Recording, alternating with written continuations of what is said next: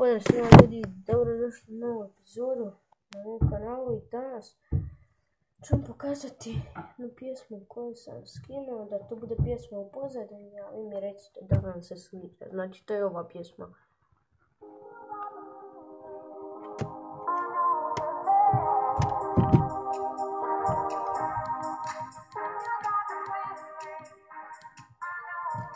Znači to mi je sin Paul Philbert.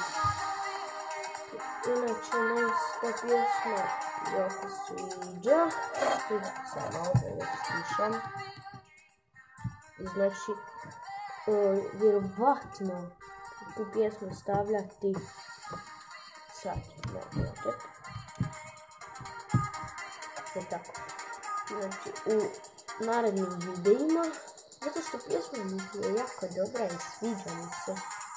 Tako da vi mi recite. Pa, eto. Znači to sam samo htio reći. I htio sam još reći da kucate pitanja za nove pitanja odgovore. I to je bilo. Znači to, ljudi, vidimo se u narednom klipu.